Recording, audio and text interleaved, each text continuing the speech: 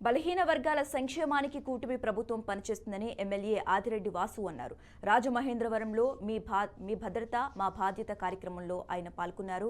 ప్రభుత్వం సంక్షేమ కార్యక్రమాలతో పాటు అంతర్గత రహదారులు, డ్రైనేజీ, త్రాగునీరు, విద్యుత్ సరఫరా, స్ట్రీట్ లైట్స్ వంటి అభివృద్ధి కార్యక్రమాలతో మౌలిక సదుపాయాలను కల్పిస్తున్నామన్నారు. ఎలాంటి సమస్యలు ఉన్నా తన దృష్టికి తీసుకొస్తే పరిష్కరిస్తారని ఆదిరెడ్డి వాసు హామీ ఇచ్చారు.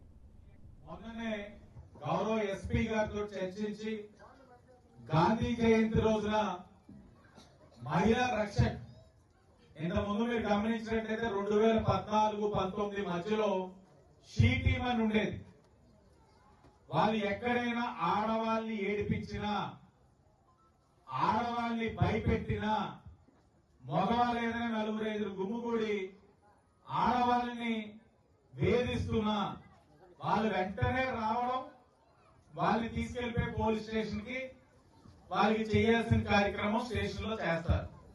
ఇప్పుడు మరలా షీ టీము మహిళా రక్షక అని పేరు మారి మీ ముందుకు వచ్చారు. కోట్లు వేసుకొని వాళ్ళకి సంబంధించిన అధికారిని ఆవిడ కూడా ఉన్నారు. మీకు ఇవన్నీ ఎందుకు చెప్తా ఉన్నామంటే మీ భద్రత మా బాధ్యత. మీ ఎమ్మెల్యే నెగ్గిన తర్వాత స్వతహాగా రాజకీయంగా నెగ్గిన తర్వాత అవకాశం ఉన్నప్పుడు, నాకు వెసులుబాటు ఉన్నప్పుడు అప్పుడో ఇప్పుడో కనబడేసి బాగున్నారని చెప్పి వెళ్ళిపోవచ్చు. నేను అలా ఆలోచించాల.